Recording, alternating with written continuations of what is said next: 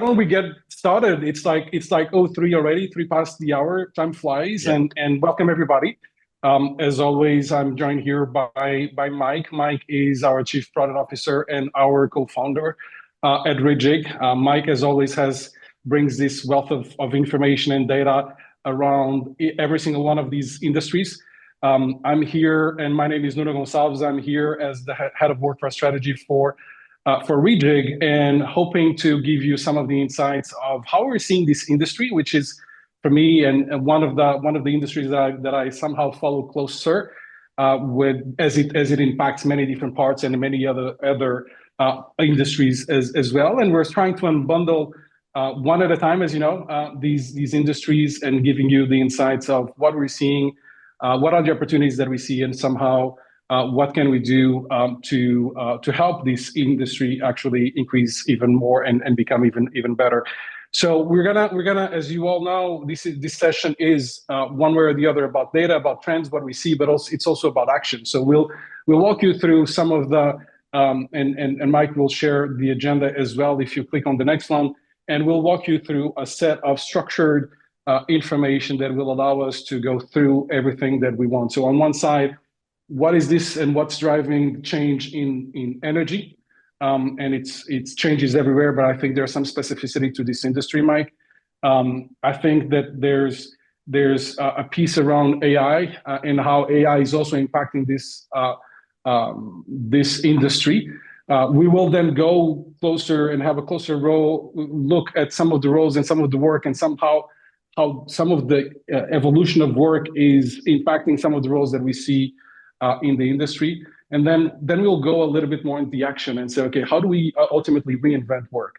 And I've been, Mike, and I don't know about you, but I've been in many calls in these past 2 weeks where people was just asking, okay, but how do we do this? How do we go about being able to transform AI and transform our organizations to be able to be better, faster, more efficient, more precise, and ultimately drive more value as well. So we'll talk a little bit about the how, and then which is typically at an organizational level, what do you need to do? How do you need to re-engineer and redesign your organization? Then we talk about what does this mean at an individual level as well, which is the reskilling and so on and so forth.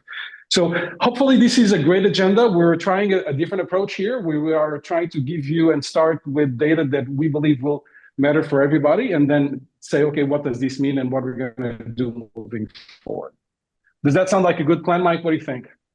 Yep, sounds like a great plan. The only caveat I'd throw around that is you and I, we're running without a producer today, so there's a real chance if you throw your question in the chat during the call, it might get asked unfiltered. So maybe there's some responsibility on the listeners to make sure that you're not asking us to say something that's going to get us in trouble, but looking forward to it. Let's go.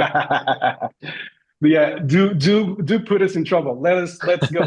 Both of us like a little bit of trouble, Mike. So as you know, so really interesting thing. So let's have a look at the energy industry outlook. And if you think about the energy, you know, we've been talking about sustainability for many years. We've been talking about how to power in an efficient way, how to source different sources of energy, and different parts of the world having different approaches to energy and sustainability, as you know. But still, an industry that draws a lot of revenue and a lot of investment and a lot of people behind it as well. So it is a fundamental pillar, as it says on the slide, because ultimately it helps all of the industries one way or the other, because it powers all the industries, but also supports our lifestyle, right?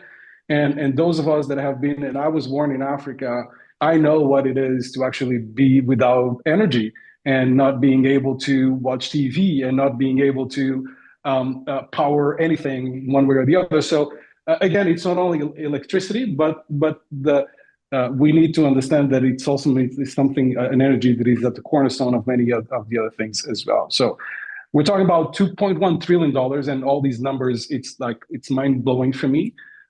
Invested globally in low carbon energy, right? We've been talking about kind of everything around sustainability and making sure that we take care of our world in a way that we will continue to be able to explore the resources in a sustainable way, there's a lot of investment, and I think it has been exponential since in the past 2 decades, the investment that we see there. On the other side, we also see, and maybe I would love to stop here and actually ask you one thing, Mike, which is around the energy that requires the powering of these AI facilities and these computer facilities and data centers and everything that is very, very demanding as well, because we continue to see the US electricity demands growing, which is a big consumer of energy in the world. Is this also because of the data centers as we see there? How do you see that moving forward? Is there a big demand also from more the residential energies as well, or it's more kind of industrial that is leading that growth of 2%? Yeah, I think from what we saw in the data that the growth is being led primarily by commercial and industrial. So I think the residential build is and new build generally, mixed use is driving a huge uptake in renewables. So there's a tight line between new build residential, new build mixed use, and builds featuring or leveraging renewables.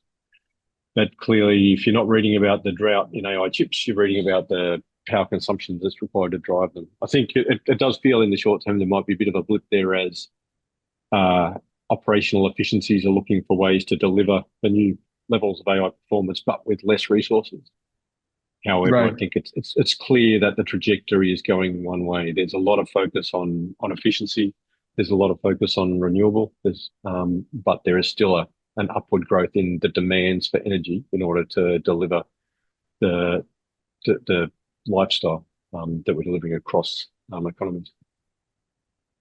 Yeah, it's very interesting. So I'm as you know, I'm Portuguese, and in Portugal, there was a lot of investment in solar energy and wind energy, sorry, and then to the point that actually allowed us to service our country, for many hours in a row with very clean energy as well, which is really interesting. And I would imagine that ultimately, if on one side we understand that everything that is industrial, but also because the population is also growing, so there will be an increased need for energy. If ultimately those investments will lead to more of a sustainable place where we can reuse and use that green energy that you were talking about as well. So, but certainly something that is driving the change, right?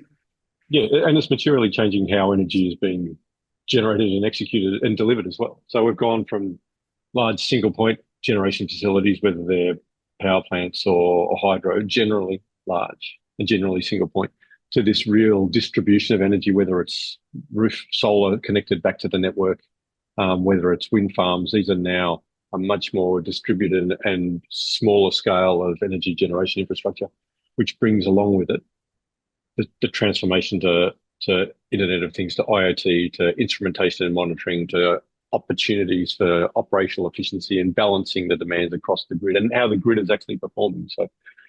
So there's a trajectory to continue to grow. That's materially changed the way energy is generated and distributed, and what's possible in terms of squeezing efficiencies out of it. So I think it's fair to say that, one, it's a very big industry. Secondly, it's a cornerstone of many other industries because it's powering almost everything that we do in society as well. But it's also fair to say that it's been an industry that has been facing challenges and has been put in a place where they had to reinvent themselves, right? We see that on the batteries and on the automotive industry and how ultimately energy is acquired and built there. But here, I think it's fair to say, but more challenges ahead, right? More challenges ahead because there's a lot of work that is still to be done. So how can we do this? It will be kind of a thread throughout our conversation. So 2.2 increase, as you can see there, relatively stable, but still in that direction. $2.1 trillion invested in low carbon energy, which is a big investment. But as you can understand, that 90% there in the United States, utility scale solar and wind capacity additions accounted for nearly 90% of all new builds and expansions in the first 9 months of 2024. That's huge. which I think is a big difference than what ultimately the US was a decade ago. So if we actually start seeing what some of the CEOs are saying, and because we always do this, right? We try to understand and we map a lot of what the industry and some of our senior leaders are saying in leaders in this industry as well. So you see the challenges in every single one of them. So maybe two of these companies are a little bit more known by the folks that are with us, ExxonMobil and Shell. So those are companies that have been always trying to reinvent themselves and ultimately becoming more sustainable and larger as well. Maybe some of the people that are there that don't know Gasunie, and this is a Dutch or owned company that operates in more the northern part of Europe, and it's significant investment. So the company is much smaller than ExxonMobil and Shell, for example, but they are still saying, listen, we will continue to invest. And here we're talking about 12 billion euros through 2030 to support the energy transition, because that's a transition. Talk about, and we've been saying in every single Sales Masterclass that all the industries are transitioning to something new. This is also true here. And it's not something that was done or that will start right now. It's something that is being done for many years as well. So the ExxonMobil CEO talking about the energy needs and the need for ExxonMobil ultimately because of the role that they have as Shell to actually go to more and make this transition as well. We talk about operational efficiency. We talk about AI integration. We talk about workforce reskilling, because every single one of these pivots that these organizations need to make will require one way or the other net new skills, which is in our own jargon, an opportunity to upskill and to reskill people that are in this industry as well. How do you see these big companies versus more kind of these more private companies versus more state companies? Do you see kind of differences on how they approach on one side profitability and revenue, but on the other side somehow the investment on this transition to renewables? In some cases, it seems that some of these government-owned organizations seems to be doing these transitions a little bit faster than others. What's your take, Mike? Yeah, it's been interesting. So looking across the market and across regions, we haven't seen a thread that differentiates the nature of organizations. What I feel is clear in this industry is that no one's talking about energy transition as a competitive advantage.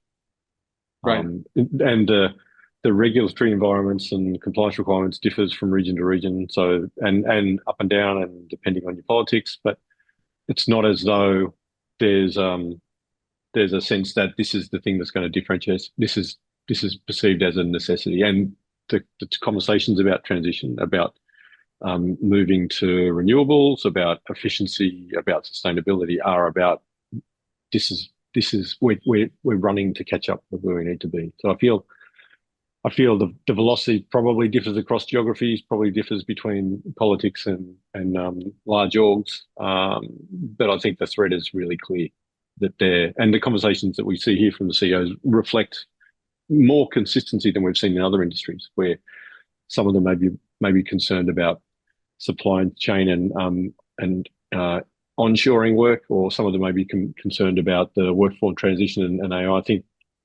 more consistently across energy, they're dealing with the need to transition. And that's a huge physical asset that we're talking about. The network is a huge physical asset. Generation is a huge physical undertaking. This distributed generation is a huge change from that model. So all of these things in the energy industry, I think, are really driving a workforce that is already in the middle of a transition. How do we get to this new future? Because it's not something that we're chasing as an advantage. It's something we're chasing to remain sustainable. What's holding these companies back? So, because is it profitability? Does it mean that less clean energy is sometimes more profitable than anything? Because you were saying, listen, it is a competitive advantage, and I believe it is for many different reasons, and for attraction and retention, for people, for sustainability and so on and so forth. But what's holding back, or do you feel that this doesn't impact? Is it the fact that it's less profitable? Is it the fact that actually it requires significant amounts of investment as well? A combination of both? Yeah, look, if if I had to highlight what I think historically, like the last 5 years, the drivers have been, it would be regulatory uncertainty. So a sense that there's going to be significant impacts imposed, but then a Paris Accord or some other general piece of overarching regulation is rescinded. And it's that uncertainty about the level of commitment. I think that's been impeding the speed of change. The other two factors I think that are relevant are like the sheer scale of capital involved to be looking at a meaningful transition from historic power generation to renewables, and that it's not just another big spend. It's spent in a very different way. We're talking about much more available distributed generation, much smaller scale, which introduces a whole different set of challenges.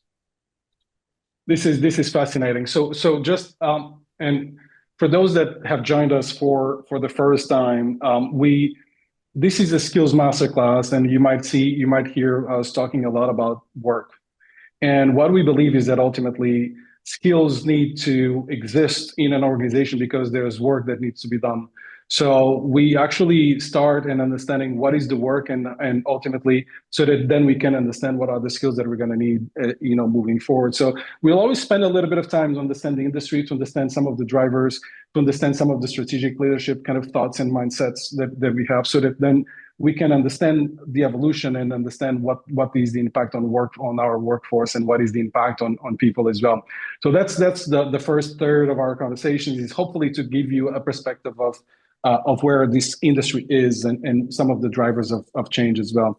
I think and we did some other industries as well, where there has been a lot of one of the big changes or the impacts of change is the renewal of supply chain and the renewal of robotics and industrial kind of renewal, right?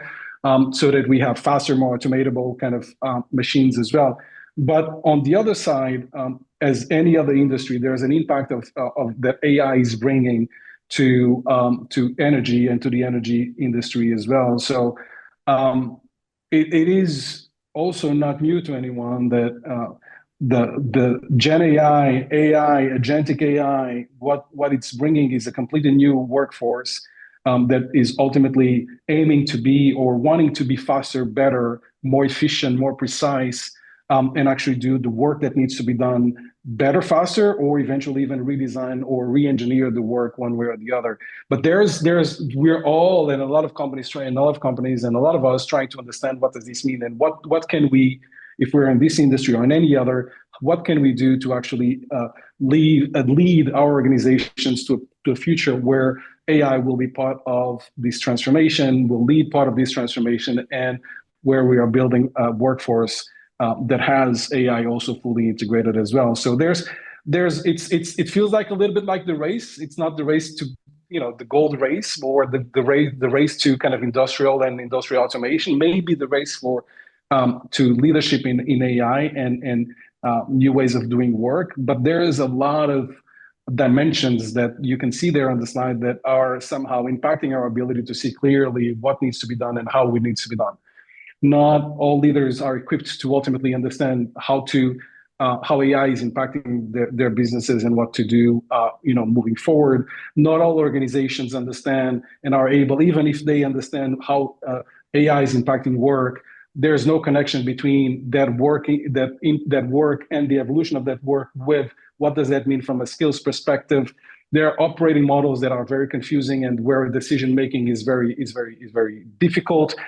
We've all been in organizations, in big organizations, where you have very low visibility of the work that exists, throughout your organizations. There are hidden shadow organizations and so on. So we're starting from a place of very nebulous in some cases, and we then need to create that clarity so that then we are able to understand what needs to change, so that we can then become better, faster, and so on and so forth. What are you seeing in some of the conversations that we're having? And we're having multiple conversations with very big companies out there. Is this something that they recognize? Is this something that they ask help for? meaning the complexity of and the lack of visibility, so that they can then understand, okay, where are we and where do we need to go, Mike? Yeah, I think the industry, a number of segments inside the industry have been very procedural for a long time. So I think in some instances that the work is reasonably well understood in a detailed and procedural way. One of the things that has been a benefit, I think, for the energy industry was that with a large capital investment on a power plant, for example, that's reasonably capacity limited. So it's not, once you've got that in the ground, getting more out of it is hard at scale. So what they have done in the last 20 years is to really leverage up access to acquisition of data around the performance. So the SCADA systems and the introduction of IoT and the ability to aggregate this data relating to the performance and use that as a lever to squeeze efficiency and effectiveness out of a capped asset is something that's already in the blood of that workforce. So transitioning from just the plant that's running itself to how could we be running this plant more effectively and more effectively, more efficient. So that's something that they've been dealing with data. So the opportunity now is with the same workforce to be transitioning to leverage AI, broader scale analytics, machine learning, and autonomous operation across these at the same time as we're also seeing this new solar generation. So I think we see that they're not, I don't anticipate, so not inside, but from the conversations we've had, I don't anticipate that they're struggling with what to do with the data as some other industries might be, where this is the start of their journey.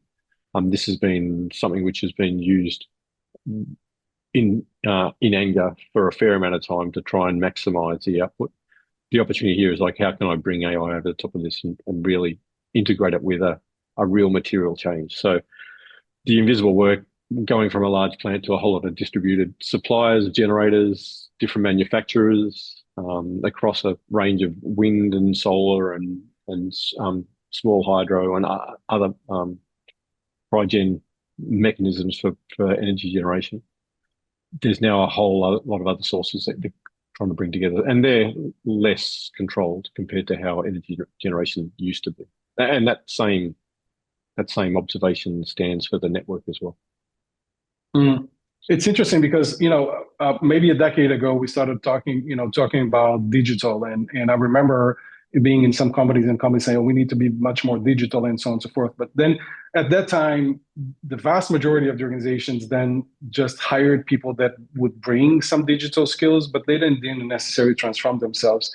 And what ended up happening was kind of, organizations being very bloated and hiring, and then but not being able to transform. So the question now is, as you bring not only the digital side, but you actually bring these AI agents to your workforce. And in the next slide actually shows kind of what we're seeing from an evolution of workforce, where you do have kind of your human workers, right? Whether it's more fixed and more agile, kind of more flex as well, but you're bringing something that never was there before, right? So maybe the only big addition was kind of on the industrial revolution, where you had humans, but then you're bringing machines that would be doing kind of heavy work.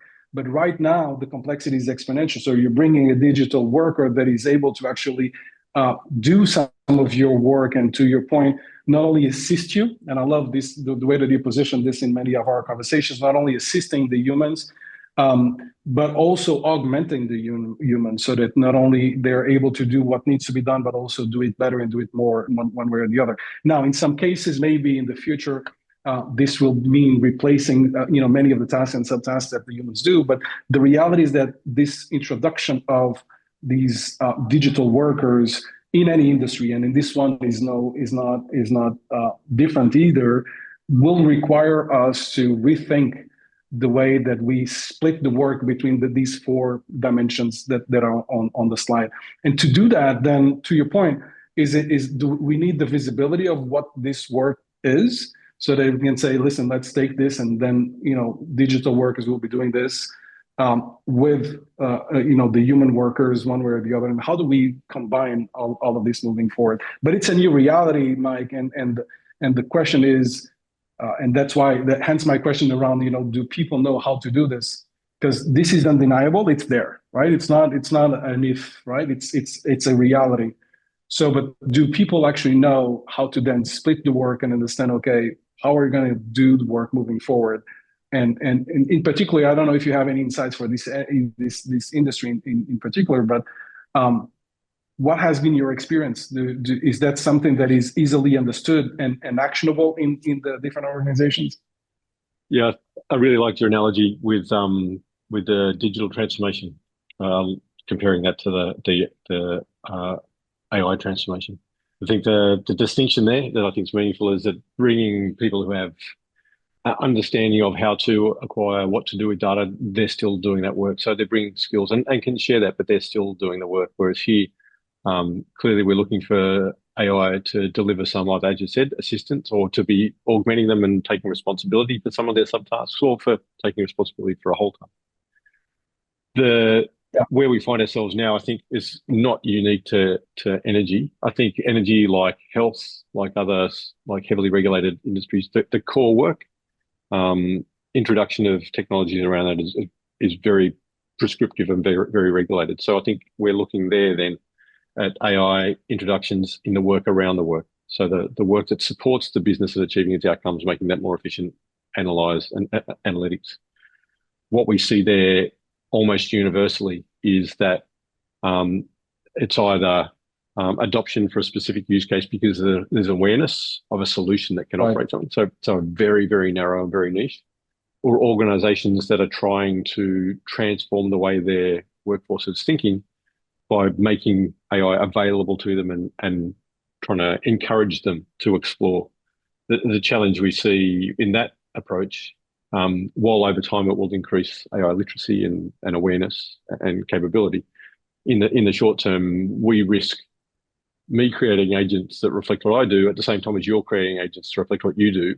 So basically, we're just duplicating or triplicating or replicating how a whole lot of people think about their work rather than a structured way. And I think the distinction there is if you're much more confident and capable in this, you'll take bigger leaps, but the chances are you're already more competent and capable in transition to a new way of work, and you're already probably achieving that. Whereas those parts of the workforce which aren't will continue to drift back and be using their AI to help them with their screenplay or come up with a coffee recipe or book a travel. So I think there's value in what we see broadly as a current approach of adoption through availability.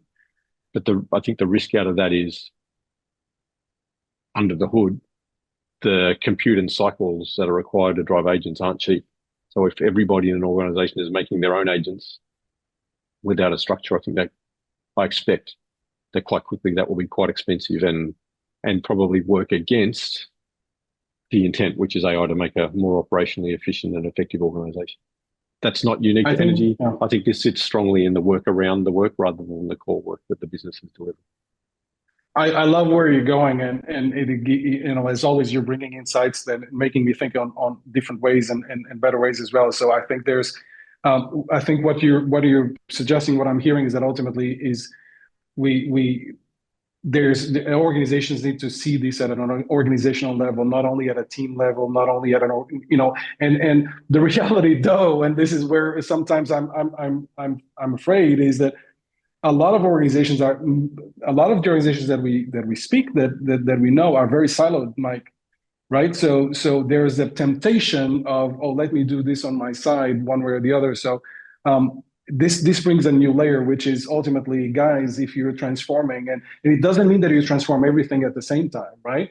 But you need an organizational view to understand where should you start.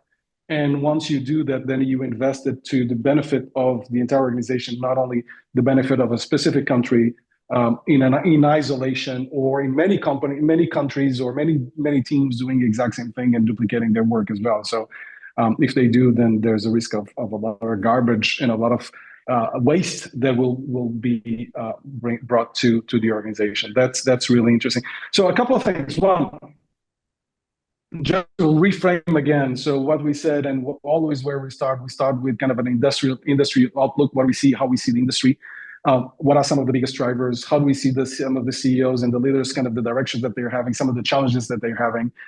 What we're also saying is that ultimately, as an organization in energy and many others, even if you have clarity of where you need to go, and in this case, I think there's clarity on where the energy industry needs to go towards more green, sustainable energy as well.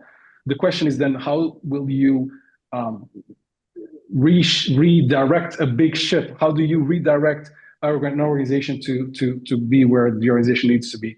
What we also said is that what this is bringing is this AI is bringing additional complexity, opportunities, but it's actually bringing additional complexity to a point that you need to have this organizational view that allows you then to decide what you're going to do and how you're going to reshape your workforce moving forward. So just wanted to give you a bit of, we've been talking for almost half of the time here, but that's the journey that we are. And that what we wanted to do is that say, yes, if this is the strategy, yes, if this is the complexity that we have in our organizational view, what does this mean for the workforce one way or the other? And this is where Mike then brings a bit of the magic on the overall workforce composition and how this workforce is today and how is it evolving as well. So Mike, over to you. And we can see this is the now state. And while there's a lot of slices kind of on the left-hand side, I think we can break this up pretty effectively into those who are focusing on renewables. So a material transformation in how generation is happening.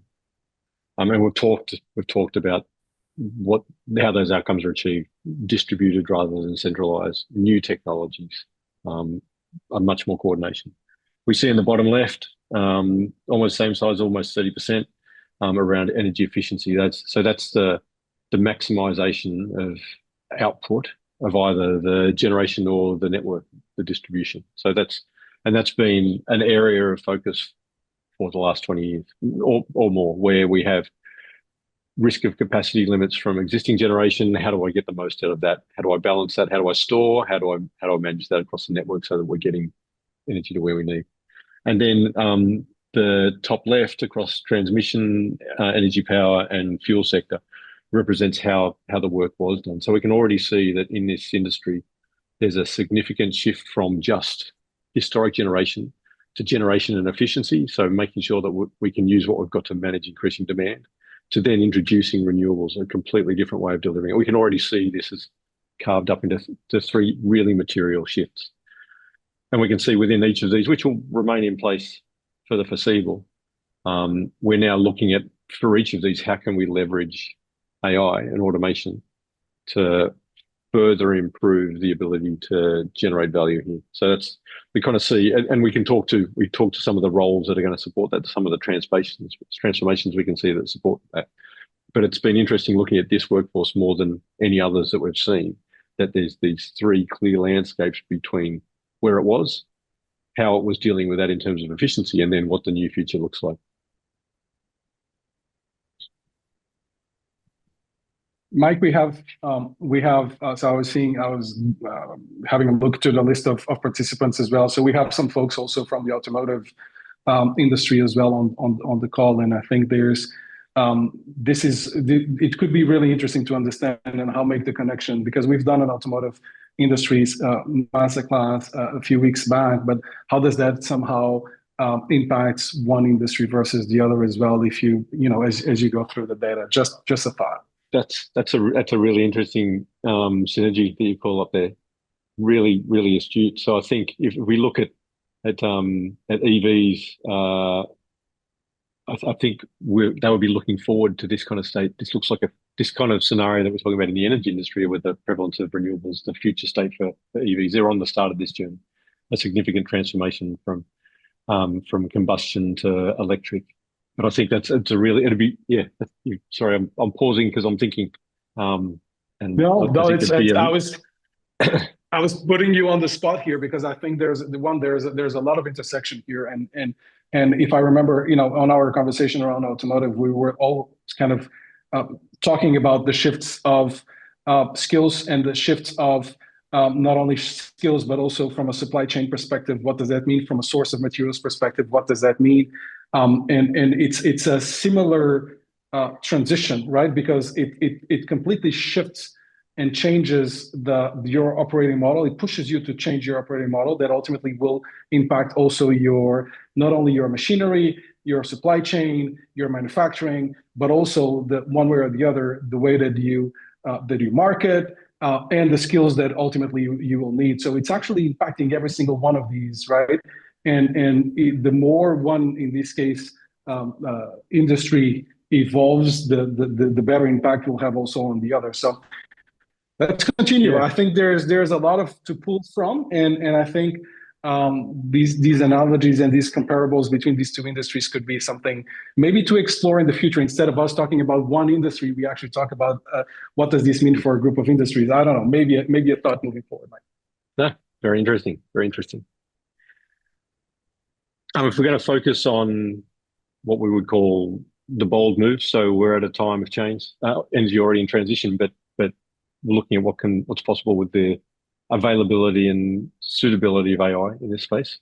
We're now looking at what roles can an organization materially make a change now for a significant return. So this is the not let the game get away from you. This is jump in, make some decisions on how I'm going to transform my workforce to leverage AI in the near term. Near term is now to 18 months. We see predictive maintenance as being transformational, and it has been for a long time, but the ability to be working with large data sets, to be analyzing much more efficiently the scenarios that happened in the past and applying them to the future is transformational.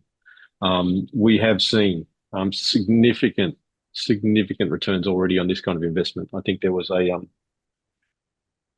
what was I looking at before? BP, I think they had one in one of their US refineries in Indiana, which was reducing downtime by 30%, approximately 50 million savings annually just in relation to the maintenance work, not counting anything else. So there's significant proof points already about the value associated with predictive maintenance, and the increased capability to accurately get in and address issues before they land is material.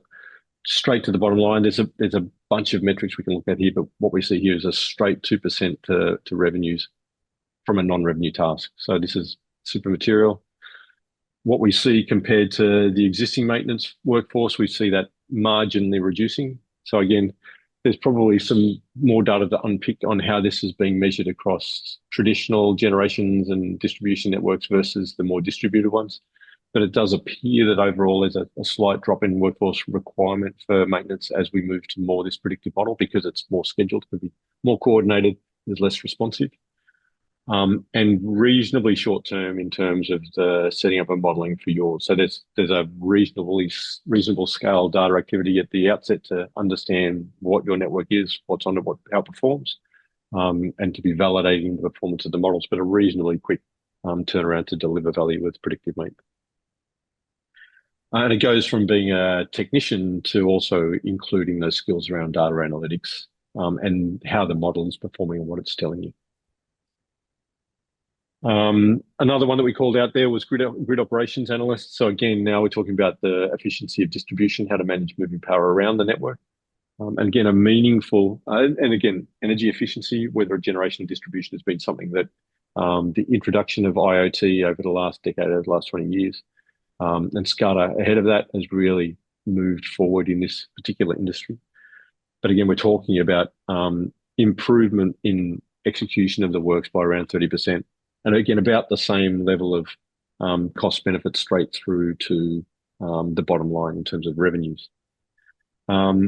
Again, we see a potential reduction in these roles, but again, you're getting significant improvements in efficiencies, and this is what we talk about bold. So what we're looking for is to increase efficiencies. What can we be doing now to deliver on value?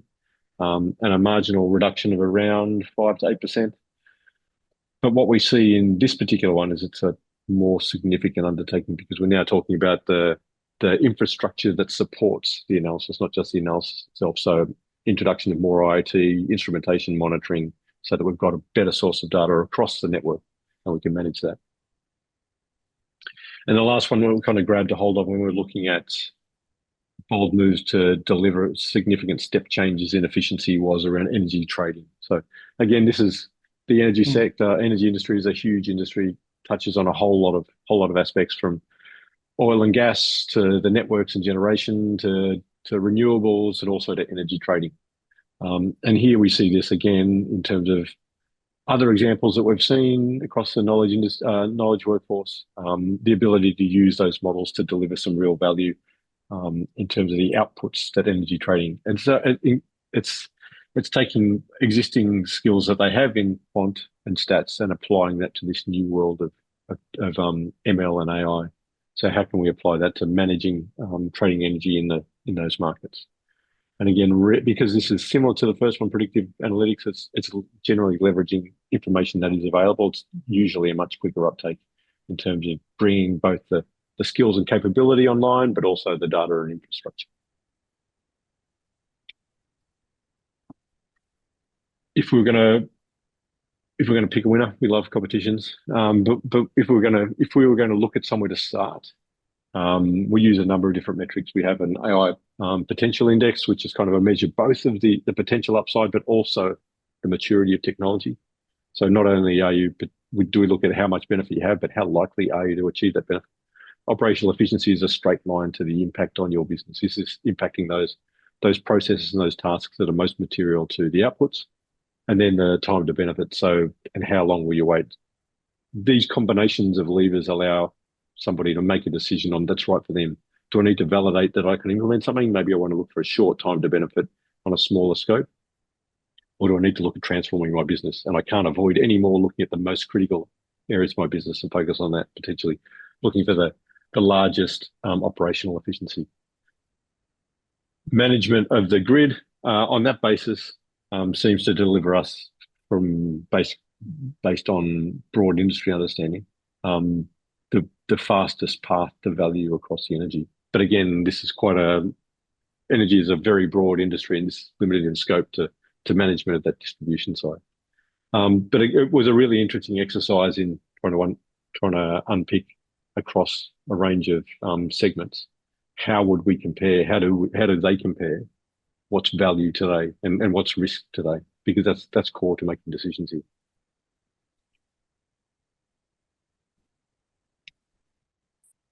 I think and I think the point that I'd probably wrap up there, that there's a lot of opportunity to focus on efficiency, but I think something that we continue to repeat is that bold without responsible is not a path that we think is going to lead to a sustainable economy. So I think we've got to make sure that in making these decisions, we're being clear about how we are understanding our workforce and preparing them for the future as well. Yeah, and I think so. If we've been talking about somehow the landscape and of the industry, we've talked about what's happening in the industry and what can you do, right? It's exactly what you just explained right now. The question is then how do we do it, right? And for us here at Reejig, and I think we do have also a little bit of the responsibility of guiding the how and how educating one way or the other the industry on how to do these transformations. How do you ultimately leverage the efficiencies that you were talking about and transform some of the roles that you just mentioned, right? So a few things, and if you've seen, we were talking about kind of sometimes the invisible work, but the reality is that you need to start shedding a light to the work that exists in your organization. That's what Reejig also does, and passing the commercial, but that's what we want to do. We want to make sure that we make work visible, that we bring the visibility to a place where we start understanding the different duplications, what is the work being done in different parts of the organization. We need organizations that start aligning AI and their strategy around AI with their business priorities. So ultimately trying to translate business priorities to how can AI somehow supercharge, accelerate your business and your priorities as well. But you also then, once you start having visibility on the work, you also need to understand how can you be faster, better. And in some cases, it might be that you are augmenting what you do, you are redesigning how you do it. In some cases, it might be a complete full re-engineer of how you do the work and how you deliver the value that your organization needs to deliver. And then, of course, what does this mean? You need to make sure that you bring and you upskill and reskill your employees. And for us, which is very important, is that no one is left behind. So because we believe on this zero wasted potential, so that ultimately we leverage the potential that exists in every organization. You know me, Mike, and typically I like analogies. And for me, in my head is like you have a big ship, and the big ship is you see it as a Lego ship, right?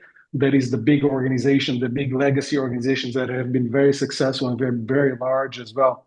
So why do I say it's a Lego? Because ultimately we need to deconstruct the Lego. We need to understand every single one of those pieces that ultimately make that organization from a work perspective. So that's what we're trying to do, is to deconstruct, because then ultimately we need to redesign or re-engineer something different. So or we need a better, faster ship, or we may need an aircraft. It's still a means of transportation, but it's something that it needs to be fully redesigned one way or the other.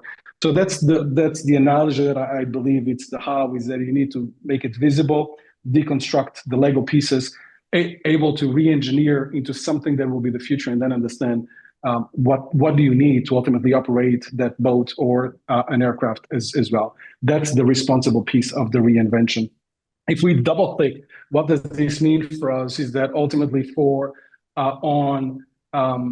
we, as you know, and we're known to bring these ontologies, and we've built in the past 2.5 years these 23 different ontologies. And what I think it's phenomenal is that I've seen parts of this information in the past in data sets that are not combined, that are not dynamic, right? We see roles in job architectures. We see sometimes tasks in OD jobs, or even in some of the job descriptions. We see skills in some of the talent marketplaces and so on. So, but what these ontologies bring that I think was a phenomenal achievement is that we bring a correlation between everything.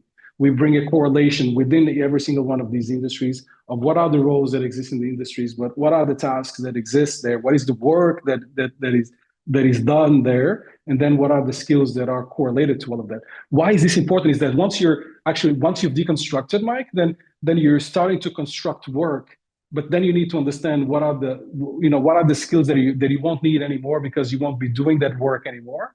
What are the skills that the net new Lego pieces, the net new tasks, the net new skills that you're going to have moving forward, and how does that impact your folks? So for me, that's the beauty of what we're bringing as well, and which with these ontologies, it's dynamic understanding as we are building the new boats or the new aircrafts. What is the work that we still maintain, and ultimately what are the skills that we're going to need moving forward? That triangulation is absolutely needed once you have visibility of work, so that you can re-engineer the way that you will be operating in the future as well. Yeah, absolutely. So if we click on the go ahead. I was just going to say that it gets to the core of what are we actually looking to deliver, and that's the focus, the whole thing. The how and the who and the with what. They're the pieces of your Lego boat that we're going to play with. But it's what is this industry looking to deliver? Right. And for me, what has been, and listen, I've been a chief learning officer, chief talent officer for many years, and it's so incredibly rational, right? Is that ultimately what happens is that you need skills because there's a piece of work that needs to be done. Otherwise, you don't need the skills, right?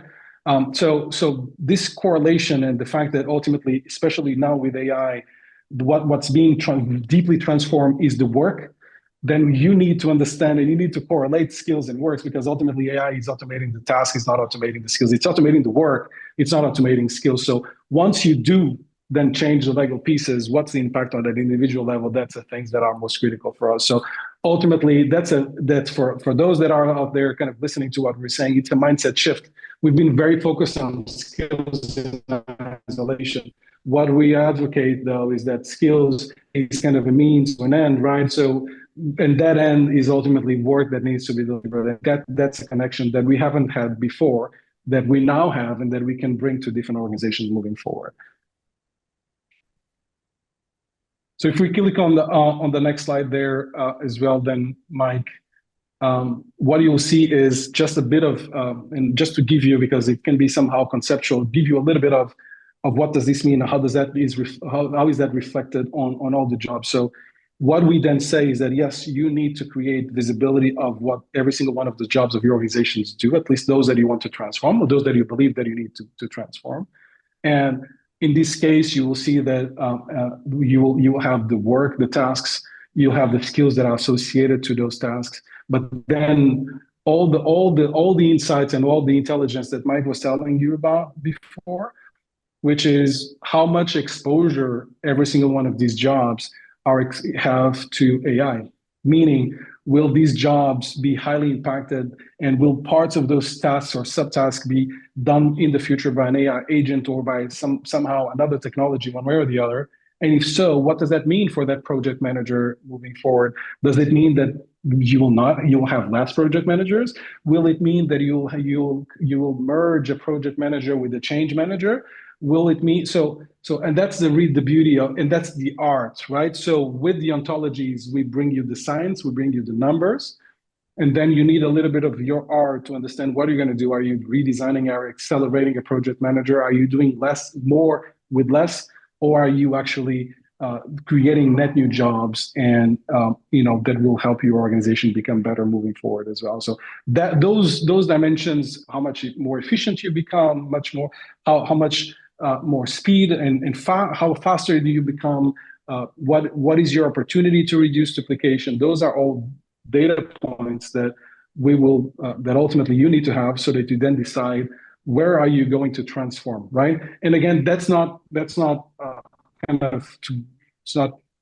rocket science. It's giving you a rough order of magnitude that if you have a role that is 80% exposed to automation versus a role that is 20% exposed to automation, maybe you need to start with the 80% exposure first, one way or the other.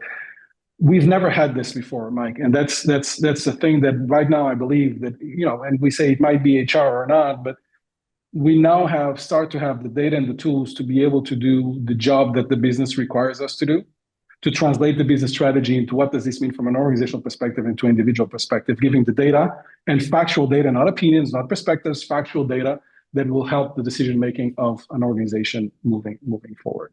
As you say, Nuno, this is your challenge, organization, not my problem. I'd love to help, but the solution is there. And it could be that the 80% opportunity, those roles are where the resource constraint is. Those people just need more time. So let's get them more time. I can get them 20% more time.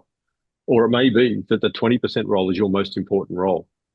And in order to make sure that I'm focusing as much resources as I can on that, I want to improve the performance of my 80% because I can bring those people with their skills across to help this pool and make a new type of role, or at least free them up. So it really is dependent on each organizational's business strategy. And while you may have customer service, you may have 1,000 customer service people, I can deliver the same level of output with 20% of them. But is that going to be sustainable? Is the new expectation going to be that customer service is now a new thing and delivered at a new level in order for me to remain competitive? So that's the business differentiator. That's what is possible when you can unlock this capacity. And that's a place where if we just one thing, Mike, is around the skills, and we've been talking about for decades around skills proficiency and skills adjacencies and so on and so forth.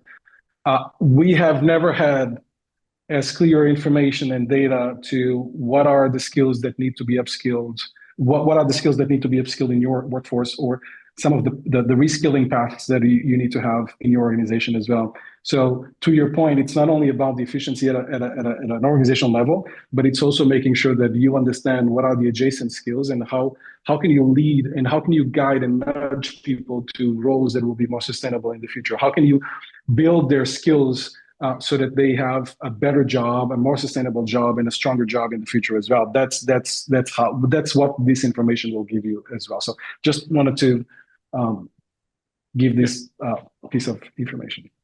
Go ahead. While we're excited. Had a quick look. This is the responsible bit, right? So these are roles that we know will be impacted. And with no other information, could end up with a much smaller requirement for workforce. So what do we do to make sure that we're being responsible? And there's a couple of the headline scenarios here, just pulled the top three ranking out, were from data entry to data analyst. Not particularly unique. We're seeing that across a number of industries where the management and handling of data is being automated. The bottom one, from admin assistant to project coordinator, again, we're seeing that in a number of industries as well. It's taking that innate ability to plan and putting around a framework to support project and agile delivery. The one that feels a bit more unique and a bit more worth diving into here was around maintenance technician to predictive maintenance analyst, which we touched on at the start when we're looking at where's the biggest bang for buck. So not only is this a big bang for buck, but there's a path for your current workforce here as well. What does that look like? That looks like you've got a workforce at the moment who are already familiar with the mechanical or the electrical equipment that they're responsible for. They already understand what to look out for, what the nature of those are, and they understand how to diagnose incidents as they happen. What we're looking to give them is exposure to those tools which will allow them to run scenarios about what could happen and what are the implications of the thing that could happen and how likely are those things to happen. And also those IoT systems, the SCADA, the instrumentation, the monitoring, that it's feeding that information to them. So the skills that they will need talk to the future of predictive. The skills that they have talk to the outputs that are generated from maintenance.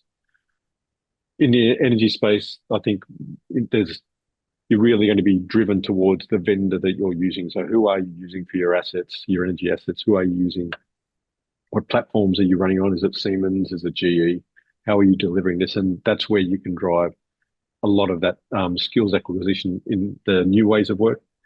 But for the more general fundamentals around IoT, there's lots of courses available. So the acquisition of these skills at an introductory level, the beginner level, these things are very, very readily available and very, very affordable. So while it might say the cost of reskilling completely to predictive analytics, predictive maintenance in the GE Vernova platform is $10,000, it's probably $3,000 worth of training and then just time. But what we see is that the cost of losing those people and having to acquire other people is significant. It's more than the cost of the individual. So you are reducing the risk of losing that huge cost of turnover. The cost of reskilling is negligible by comparison. But the revenue, as we've already seen, we've been able to see that there's a 2% impact on revenue as a result of the increased availability of these. So it's a straight line to value for the organisation in this investment. And for the individual, we see a significant uptick in the salary between a maintenance technician, generally across energy, and those who are operating in the kind of predictive maintenance analyst and proactive response framework. So this feels like a really good example of win-win-win for everybody. The workforce that's most at risk has a really clear path to become a more valuable part of the organisation, both valuable for themselves in terms of salary, but also valuable for the organisations in terms of direct kick up for revenue. Yes. Mike, we're at time. Yeah, we're at time. So real quick, two messages that I want you guys to stay with. One, it's a journey, and we know it's a journey. You will not be able to do this from a Sunday to a Monday, right? You have a blueprint here. The blueprint is that you do need to start with the ontology. You need to start with the data. You need to start with the visibility. Then you need to redesign and reimagine how you're going to do the work. And once you do that, then you need to start mapping your people to the jobs that will be more sustainable in the future. So mobilize, what we call mobilize work to worker, making sure that you're guiding them to the jobs that will exist and not to the jobs that will sunset in the future.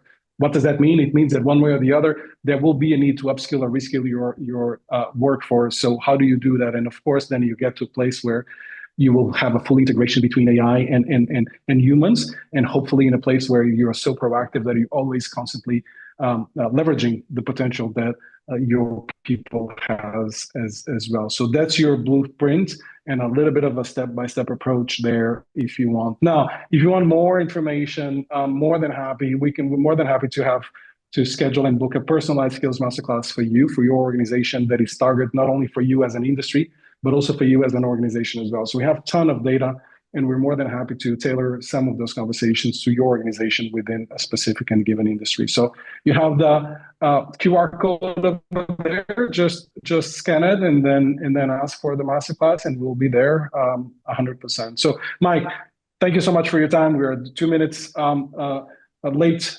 here, but I appreciate you as always. We know we will see each other much before, of course, but on the 17th of April, at the same time, where we will talk about one industry that is very dear to my heart, which is the consumer goods industry as well. So thank you again, Mike. Always a pleasure. Hope everybody enjoyed, and let us know. Reach out if you need us. Thanks, Nuno. Have a great day.